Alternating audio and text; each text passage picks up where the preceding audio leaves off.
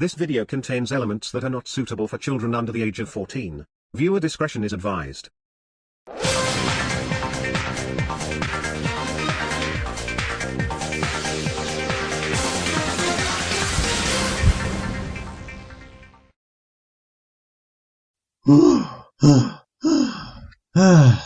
Alright viewers, we're on to the home stretch, and I somehow managed to escape from Matt's onslaught of rage, just barely, so hold on to your asses. To say that Series 22 divided the fanbase would be a massive understatement. Some decided to quit the show outright, while others gave the new format the benefit of the doubt and waited to see what Series 23 would bring. In October 2018, for the online video Why is Africa Important to Nia, we saw a glimpse of James with an updated CGI render, with changes such as handrails for his cabin tender, as well as rivets all over his body. Thomas, Gordon, Percy, and Emily were all given a similar treatment, beginning with the Meet the Steam Team online videos, and even applied to Birdie and Bulgy, beginning with Free the Roads, as well as their number plates as seen in the Railway series. Yet, strangely, Edward and Henry did not receive a similar treatment for some reason. Given that they've been around since the beginning, you would think that they have been given a more updated look.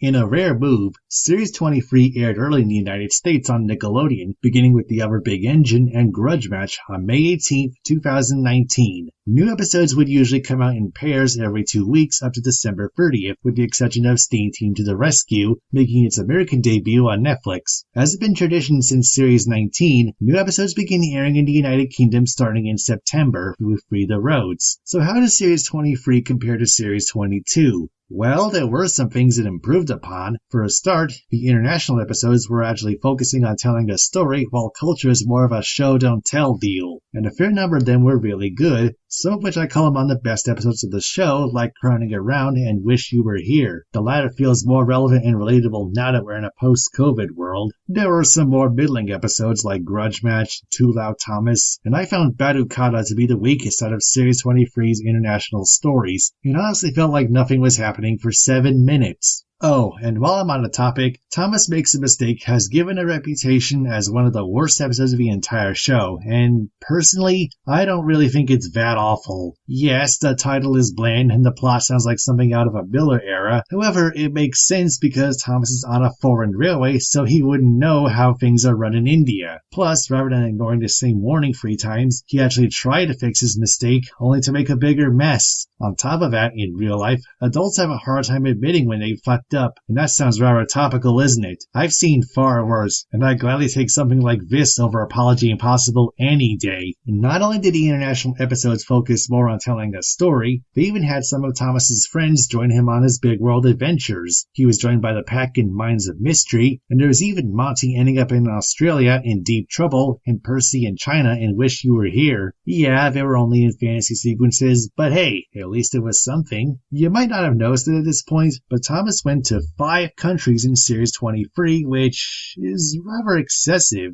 3 episodes are set in Brazil, 2 episodes and 2 mini-specials in Italy, 2 episodes in India, and 1 episode each in China and Australia, with the remaining 11 episodes and 1 mini-special taking place on Sodor. Surprisingly, none of the Sodor-centric stories feature Thomas as the lead character. Steam Team to the Rescue comes close, but that was more of an ensemble story with the rest of the Steam Team, so that probably doesn't count either. Speaking of which, they had ditched the feature-length specials in favor of free mini-specials, which I think was a very good move because you could still tell bigger stories with a smaller runtime. In theory, at least. The mini-specials ran at 21 minutes and 30 seconds, 1 minute longer if you include the opening theme and end credits. This once again reduced the episode count to 20, counting the mini-specials, it's 23. They were directed by Joey So, while Diana Basso served as the consulting director for All Tracks Lead to Rome. And that brings me on to the Diggs and Discovery's duology.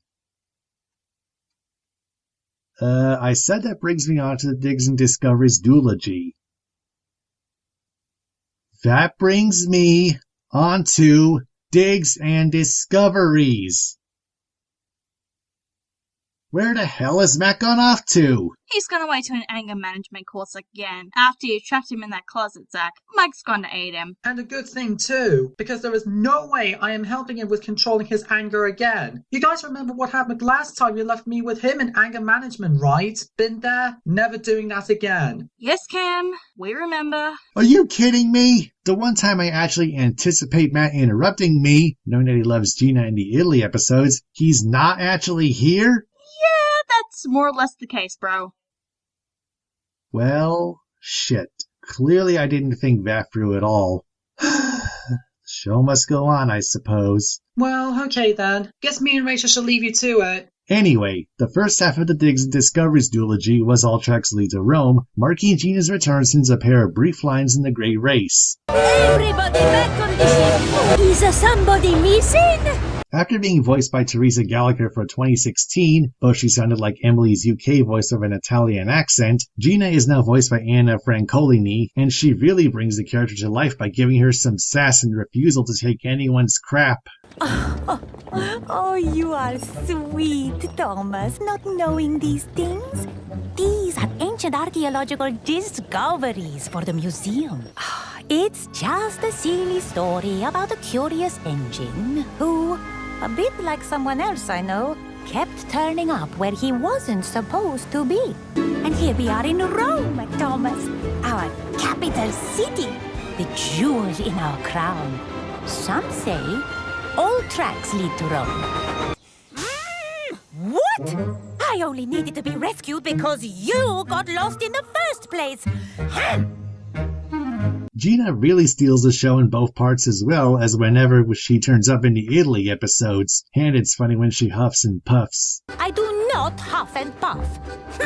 It was right there that she took the top spot from Yang Bao as my favorite of the newbies from The Great Race. Though it does make me wonder, why didn't she get stuck on Sodor instead of Ashima? I bet she'd have whipped Thomas's bunker into shape within minutes. The other newbie introduced in All Tracks Lead to Rome was Stefano the amphibious vehicle, and he's a bit of a large ham, the first part literally. Not much else to comment on here. Had he and Gina not turned out as great as they did in All Tracks Lead to Rome, as well as the climax, it would have come off as really boring as the story is pretty standard, so it relied on the strength of the characters to cover it up, and I think it did pretty well for the most part. Mainly, it served as a setup to the second half, Minds of Mystery. Now this is where the duology really shines. Seeing the pack interact with Gina was a lot of fun, and it further drove Thomas's desire to want to find the lost engine.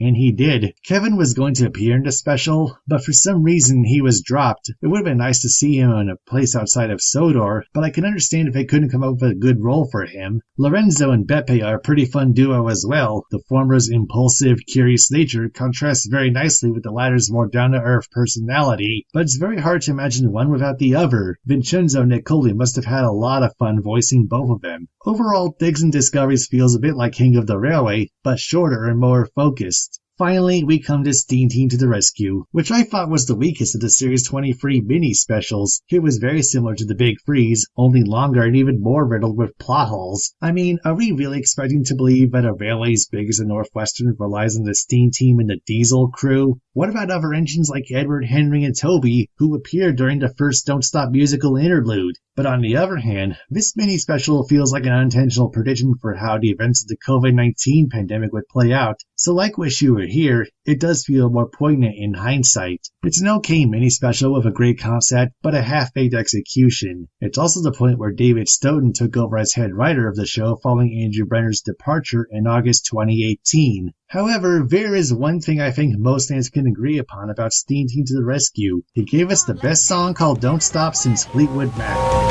Don't stop, keep on moving, steam's hot.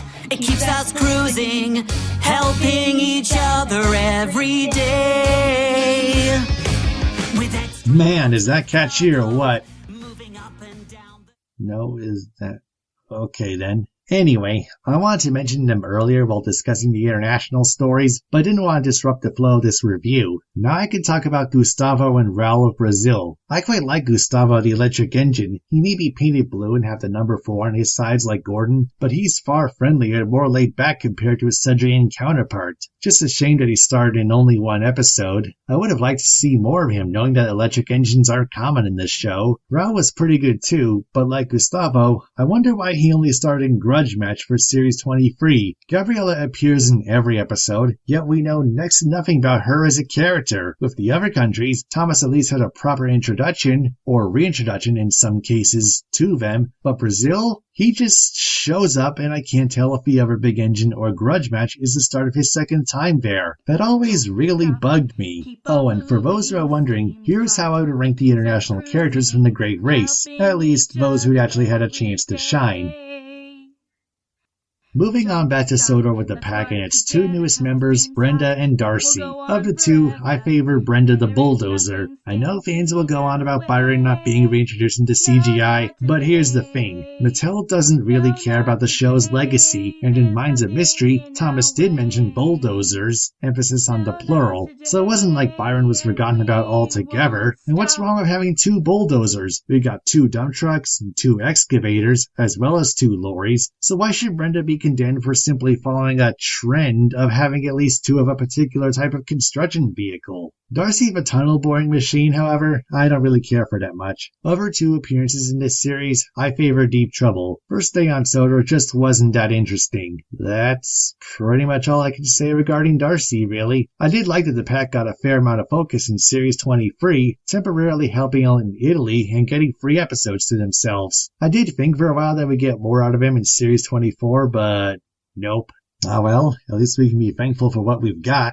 The Sodor episodes were mostly solid in Series 22 with a couple of exceptions, but in Series 23, they're a bit more of a mixed bag. On the one hand, there are gems to be sure like Free the Roads, Diesel's Do Right, and Heart of Gold, Toby's best episodes in Series 1, but on the other, there were weaker episodes like Chucklesome Trucks, Diesel Glows Away, and Rangers of the Rails. The former felt like it put more emphasis on classic series references rather than focusing more on Rebecca and the trucks, and the latter simply felt mandated just to give Emily a lead role after not giving her one in Series 22. Diesel Glows Away was just there. And then there's Panicky Percy. This one was just a case of dead on arrival. If you thought the Little Green Engine's regression in Free Steam Engine's gruff was awful, then Panicky Percy's that, except 2 minutes shorter and way worse. I didn't think it was possible, but it beats out Apology Impossible for how awful it is. That episode could have been great with a couple of tweaks. Panicky Percy would need a rewrite from the ground up just to make it work. It's his worst leading role since Middle Engine, easily in my top 5 worst episodes of the show.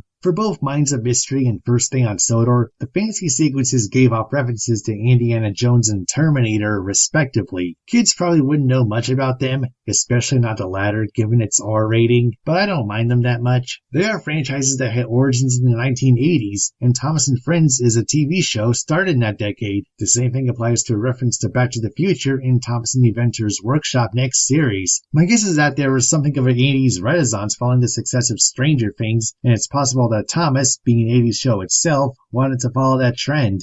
This review was a bit shorter compared to the previous few, but I guess there wasn't a whole lot to say about Series 23. While Series 22 had mostly strong Sodor stories and mostly hit-or-miss international ones, Series 23 seemed to sort of reverse that trend, with the latter on par with the former, even surpassing it at points. Had it not been for Panicky Percy, then both sets would be more or less on equal footing. It really did feel like the writers were starting to get into the groove of things in the new format, so maybe Andrew Brenner's departure was something of a blessing in disguise for the writing team. But for now, we're approaching the end of the line for the main show itself. And I'm finally back. Well, it's about time you showed up. Hey, it was no thanks to you in the first place. If you hadn't knocked me out and then locked me in that closet, I wouldn't have gone berserk and tried to beat you up. Well, if you didn't constantly interrupt me every time I tried to talk about the show, I wouldn't have knocked you out and locked you in that closet. Well, whatever. Since we're in Series 23, I can finally start talking about the beautiful Gina. Sorry, Matt, but I think Zack already finished the review. You're kidding, right? No? Mike? How about we watch some Shining Time Station while these guys, figure things out. Sure thing, Rachel. Toby, dear Toby, there's still lots that you can do.